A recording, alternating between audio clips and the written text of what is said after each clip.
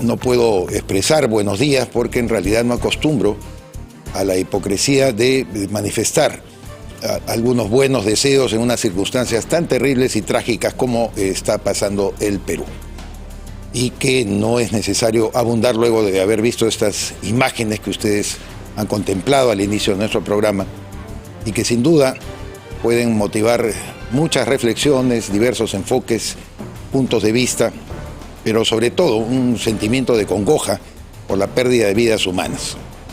Eso existe entre las personas civilizadas, entre los que tenemos sentimientos, entre las personas que creemos que cualquier pérdida de una vida siempre debe conmovernos.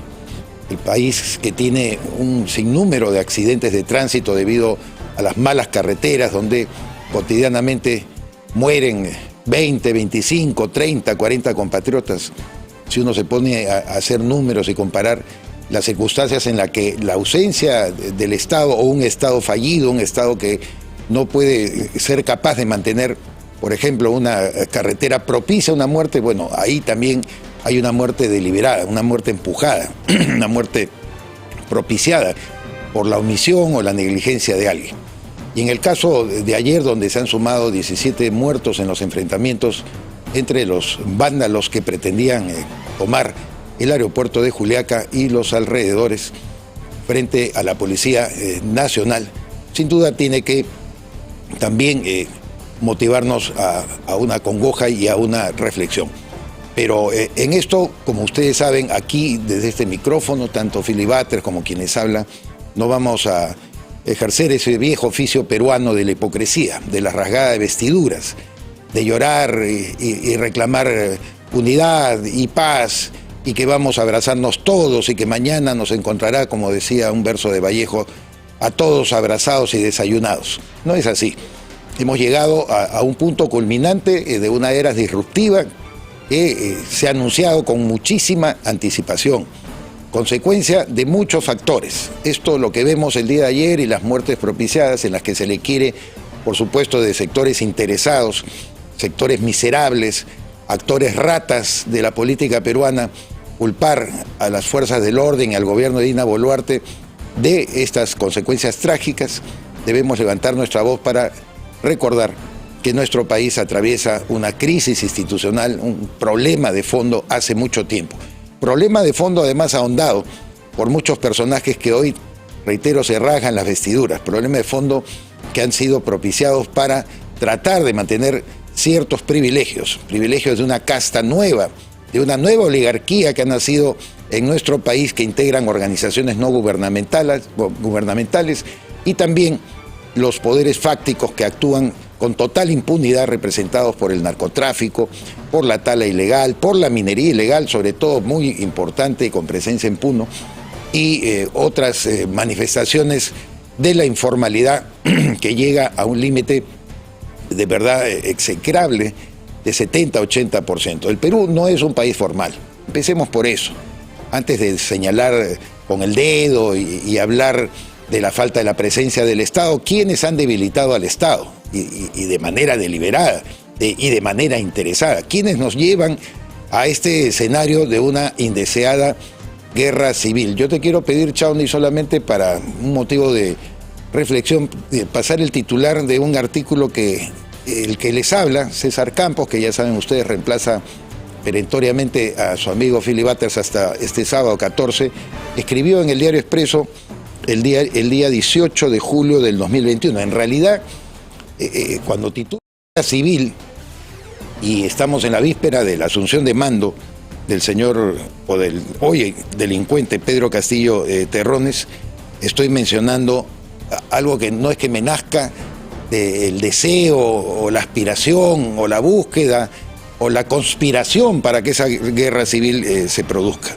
Yo en ese artículo me refería a lo que se mencionaba en esas semanas previas, repito, a la asunción de mando de Castillo Terrones como presidente de la República, que habían grandes discursos en defensa de la democracia, que había necesidad de preservarla, que qué horror de la gente que protestaba y reclamaba la posibilidad de un fraude y que no había pues nada más que decir, sino ungir a Pedro Castillo como presidente y que ahí acababa la historia, todos felices, todos contentos, y que todos íbamos a estar pues ingresando a la era transformadora del gobierno de Pedro Castillo Terrones, y por fin, como decían algunos, ¿no? La presencia de los campesinos, la presencia de los marginados, la presencia del hombre pobre, del rostro nativo de nuestro país, de los pueblos originarios.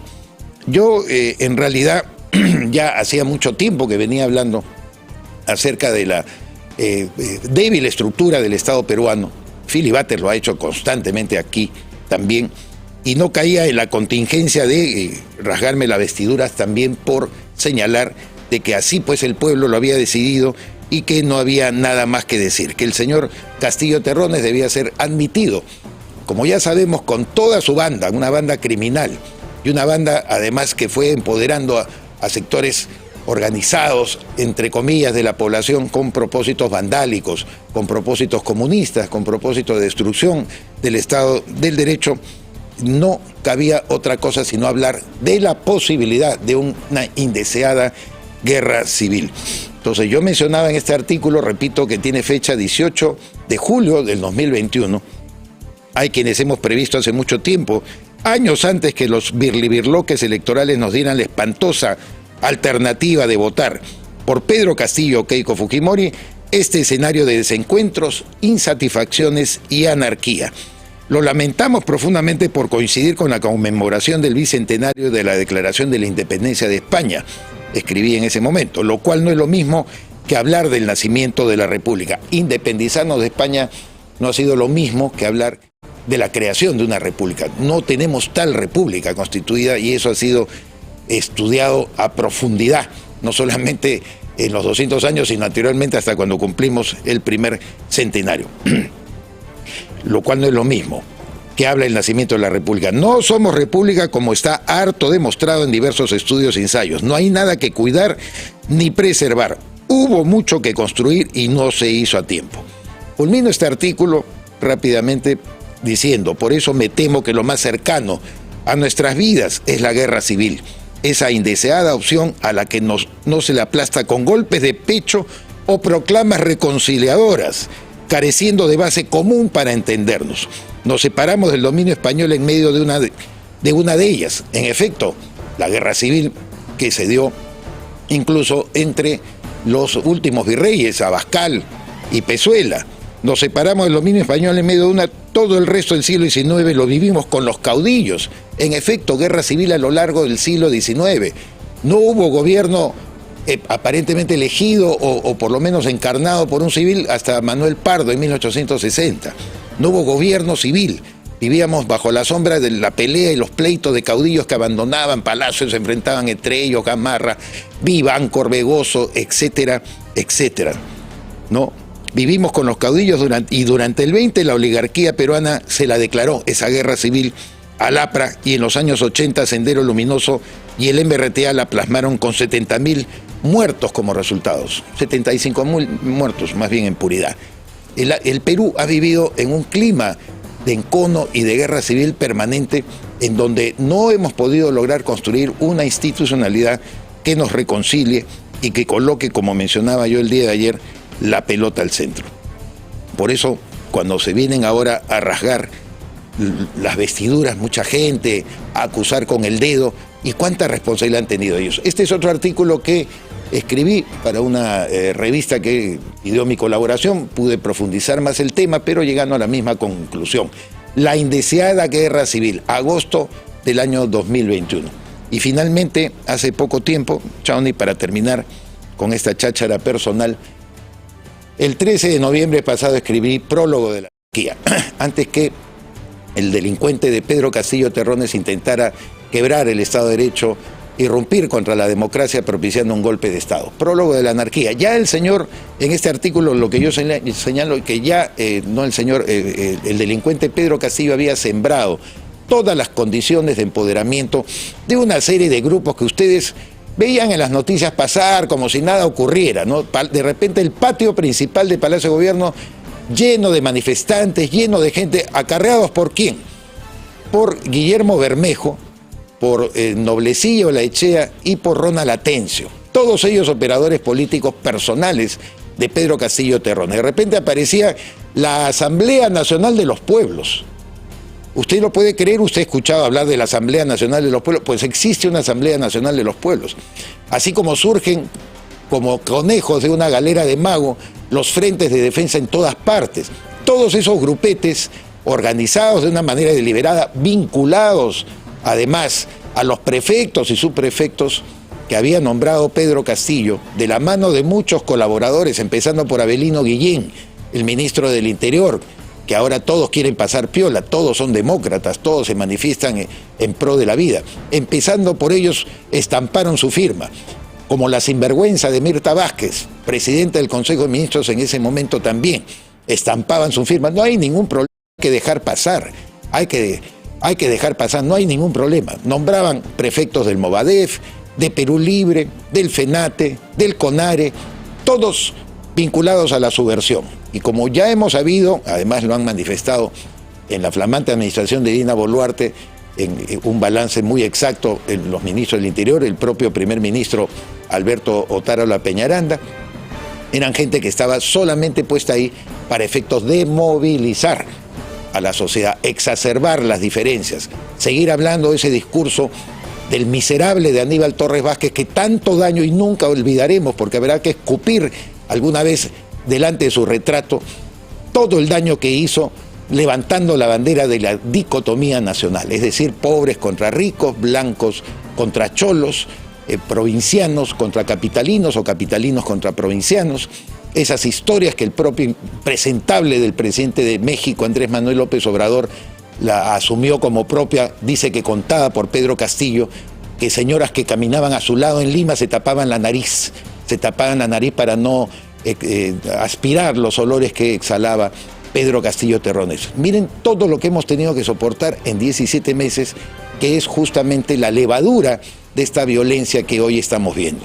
Entonces, si hay ratas interesadas en querer crear el caos y sobre todo alentarlo para luego llorar sobre esta leche derramada, sobre esta situación trágica, penosa, donde pierden la vida compatriotas que por supuesto nadie lo desea, vamos a empezar siempre aquí en este programa, lo hará Filibater, lo haré yo por el principio. ¿Quién ha desafiado al Estado de Derecho? ¿Quién desafía el orden democrático? ¿Quién ha retado el orden y sobre todo la posibilidad de que dialoguemos en el Perú hace mucho tiempo, cuando teníamos espacios suficientes para entendernos, sobre todo después de la caída del muro de Berlín, donde esta partida de sinvergüenzas, luego de haber ido a Cuba, a la Unión Soviética, a la Europa Central, Hungría, a Rumania, a Checoslovaquia, y haber dado vivas al comunismo, en vez de darse el respectivo golpe de pecho, se reciclaron.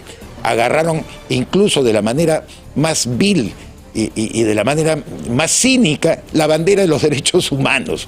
O sea, hoy los comunistas tienen la bandera de los derechos humanos, aquellos que besaban los pies de Fidel Castro y que hoy besan los pies del sátrapa venezolano Nicolás Maduro, del sátrapa nicaragüense Daniel Ortega, del sinvergüenza de Alberto Fernández, que cubre a la corrupta de la señora Cristina Fernández de Kirchner en Argentina, a Gustavo Petro, que ni siquiera ha podido querer hacer una parafernalia la semana pasada de un encuentro y una conversación y un diálogo con el Ejército de Liberación Nacional en su país, en una aparente conciliación y proceso de paz.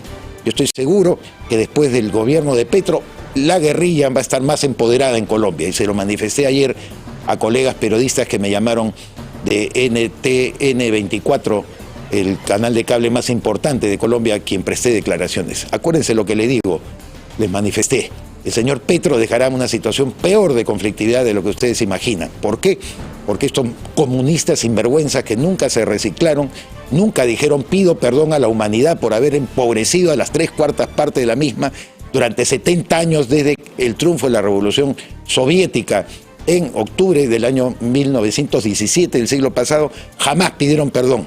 E inmediatamente formaron organizaciones no gubernamentales, se apoderaron de la Declaración Universal de los Derechos Humanos del 10 de diciembre de 1948, se volvieron de repente defensores de los derechos de género, de los derechos ambientales, Activistas, pues, activistas, fueron activistas, hicieron lo suyo. Mientras que la derecha, como siempre hemos dicho acá, no solamente lo he manifestado yo, también Filibutters, bien dormida, poniendo piloto automático. ¿Para qué? Si además el sistema está abierto, economía abierta, libertades, nos garantiza el total bienestar, como si no hubiera nada que predicar, como que no se acuerdan cuando Abimael Guzmán se agarró la cabeza y le dijo al general Quetín Vidal, esto no se acaba, y se agarraba así la cabeza. Ese simbolismo que algunos periodistas han manifestado, cuidado con eso, porque es verdad, porque Sendero Luminoso luego formó talleres de formación de arte popular. Muchos de nuestros jóvenes, no solamente en Lima, en el interior del país, han absorbido la prédica de Sendero Luminoso.